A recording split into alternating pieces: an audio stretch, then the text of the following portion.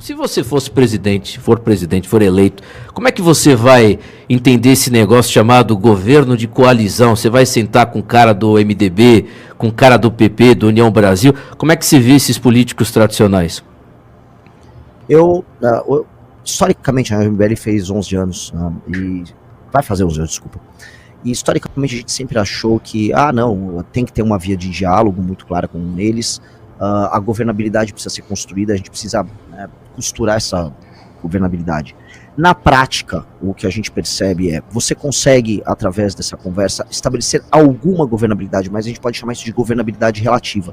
A governabilidade relativa se dá em alguns termos, você consegue passar algumas agendas que são sempre muito aguadas pela vontade que o próprio Centrão tem em evitar que você altere os sistemas de relações, e aí você nunca consegue, por exemplo, passar uma reforma que altere uma reforma penal, porque, vamos dizer, vou alterar as leis penais no Brasil, as leis de processo penal no Brasil. Isso quase sempre é muito difícil ou impossível, porque isso afeta também, por exemplo, crime de colarinho branco, e aí afeta os casos do Centrão. Esse é um exemplo. Eu não consigo passar uma reforma administrativa no Brasil séria, porque tudo isso vai interferir na forma de administrar município, e isso vai atingir esses casos do Centrão. Então, o Centrão é como se fosse uma espécie de um tumor que está incrustado em todos os órgãos daquilo que a gente chama de administração pública brasileira. Este é um problema e acho que a gente tem que ter essa perspectiva. A gente tem que saber como usar elementos do Centrão, porque o Centrão é todo dividido e faccionado, buscar é muito complicado entregar ideias estratégicas, mas aqui eu tô numa posição, acho que, de ser criativo justamente com vocês, ideias. Então, a gente tem que procurar o que eu gero divisionismo no Centrão. As lições que a gente teve o Centrão, ele disputa eleições contra o próprio Centrão. Então você tem que buscar faccionalizar, dividir o Centrão, ter uma agenda muito clara, trazer alguns elementos para perto dentro da sua agenda, e aí com base nisso gerar uma popularidade para um presidente da República forte o suficiente para fazer reformas, que aí eu acho que a gente vira o jogo, alterando a dinâmica e o sistema de incentivos que fazem um cara do Centrão ser poderoso. Eu não sei se eu estou me estendendo, Timóteo. Não, tá ótimo, pode falar. Fica na liberdade. O ponto, para mim, que a gente precisa entender, existe um sistema de incentivos que faz com que um político do Centrão sempre vença. Primeira coisa, para um político do Centrão, na lógica da democracia brasileira, se o governo A, B ou C, não importa se é de esquerda ou de direita, ou do próprio Centrão, ele vai mal, nesse momento o Centrão, beleza, eu vou pedir mais coisa, eu quero mais cargos, porque ele tá fraco, ele vai precisar de mim, senão eu passo uma agenda ruim na Câmara, ou eu passo, vamos dizer, um pacote, ou meto um impeachment nele. Se o governo tá bom, ele vai também cobrar mais o governo, porque ele vai falar, olha, governo, para passar mais coisas, já que você tá indo bem, você vai precisar de mim. Então, não existe tempo ruim pro Centrão.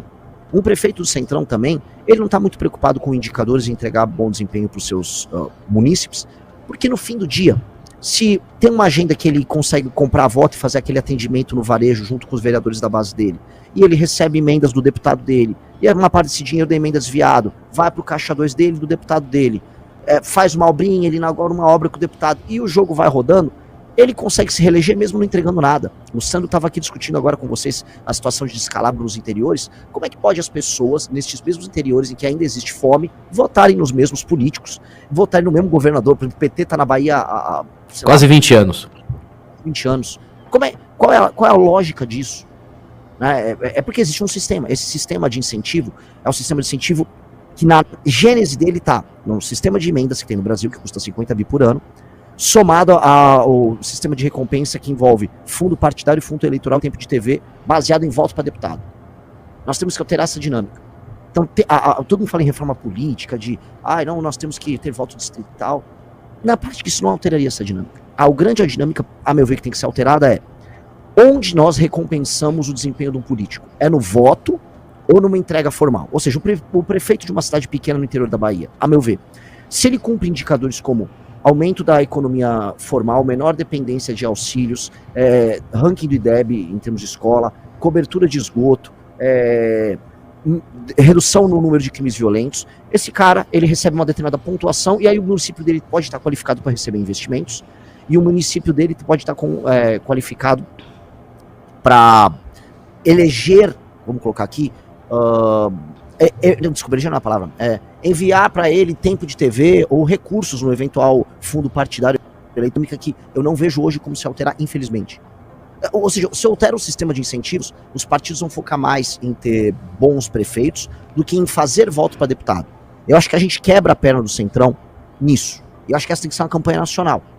Porque da forma como tá, o brasileiro que é o eleitor, a gente não imagina que o eleitor vai votar em algo diferente. O eleitor nem sequer tá preso nessas discussões. O eleitor se sente parte do projeto do cara do Centrão. A dinâmica própria da compra de voto é que ela é um processo que não acontece só na eleição, ela é constante.